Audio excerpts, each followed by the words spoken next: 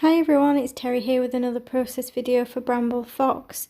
Today I'm using some of the Foxbox perspectives and the Seagull set.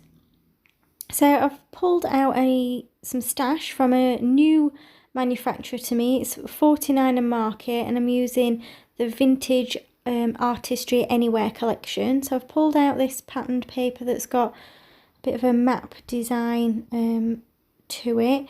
Well, kind of like the edge of a map, and I'm just cutting out the centre. So I'm going to use this really large photo that I've had printed in black and white of a beach scene. So I've trimmed it down to, I think it's 10 by 10.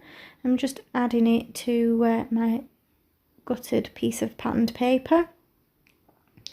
So I've really liked some of the layouts that I've seen online recently with large photos, and it's something I used to do a while ago but I've not done recently, and now I found somewhere to print them at a reasonable cost, and I can use photos from my phone. Then it's been a bit of an eye-opener, so you'll probably see lots more of larger photo layouts from me now. So I'm just working out which perspectives I want to use. So I've actually pulled out the little flip-flops as well from one of the new sets in the shop. So it comes with beach balls and like flamingo floats and things like that. So it's a really fun collection. So I'm just looking through the ephemera for this Vintage Artistry Anywhere collection and pulling out some pieces that I think might work. The thing with large photo layouts is that they come together really quickly, and you kind of have to choose areas on the layout where you want to cover part of the photo. So you can see on my photo that I've got some random person walking their dog in the bottom right hand corner. So that's a perfect place to add my area of embellishment. So I'm starting off with some larger pieces from that die cut pack, and it's like a vintage postcard. So I'm using that as kind of the area to base my cluster. And then I've got this like little film frame type thing that I'm going to use at the top left.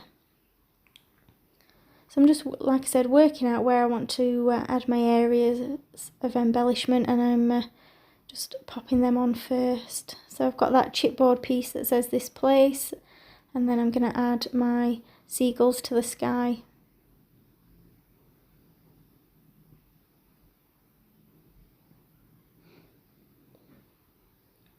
So I'm just using glossy accents to stick them directly onto the photo so that they look like they're in the sky.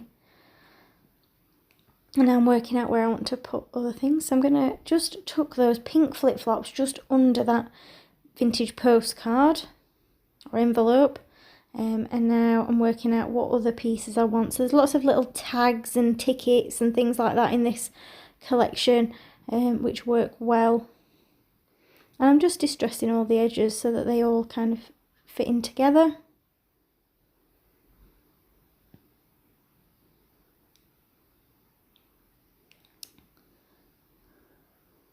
So I've not stuck that Life's a Beach perspective down yet because I want to add some tags and tickets underneath. So I'm just moving it around to make sure that it looks alright when it's overlapping.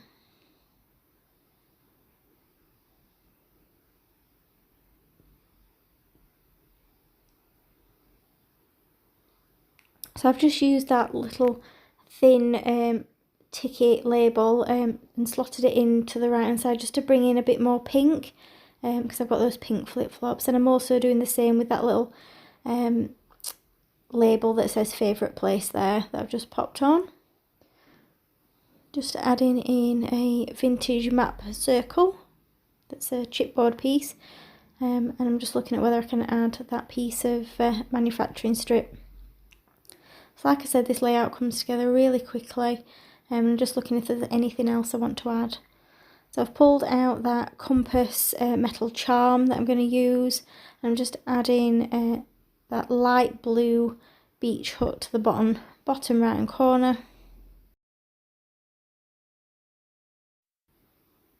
So I'm feeling like this layout needs a little bit of a different texture. So I've pulled out some of my baker's twine, and what I'm doing is I'm just going to wrap it round to create a little bow for the top of that metal charm.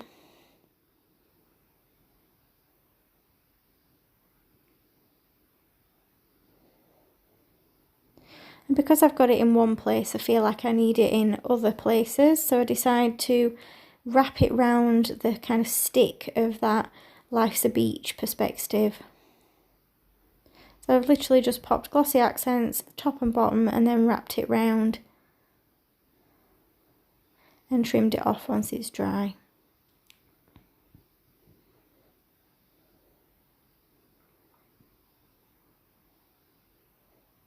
So it's a subtle texture, and it doesn't make a big difference to the layout, but I just think it adds a little bit of something.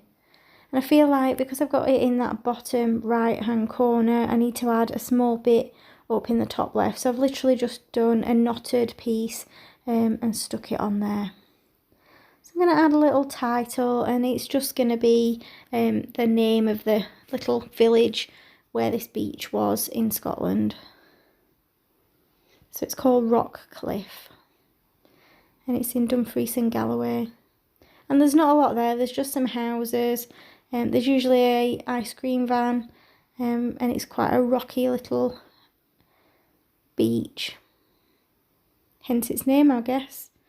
But we visited this place twice, so once we just went and had a little bit of a rest and watched the scenery and everything, and then the second time we walked through as we were walking across the coastal path from one place to another.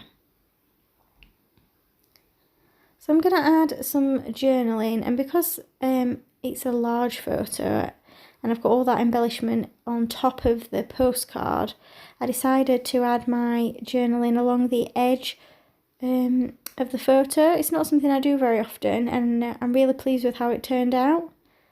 I always worry that I'm either not going to have too much to, I'm not going to have enough to say, or I'm going to have too much to say and run out of room. But I seem to judge it pretty well for this layout.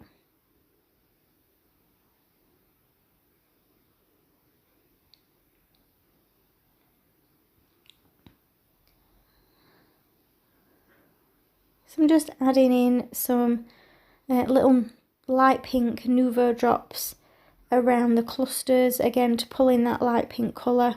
I've also added some little pearl charms around. You can see one on the door of the beach hut. Thank you for joining me on YouTube today. Check out the description below to find all the links to find some of these amazing products.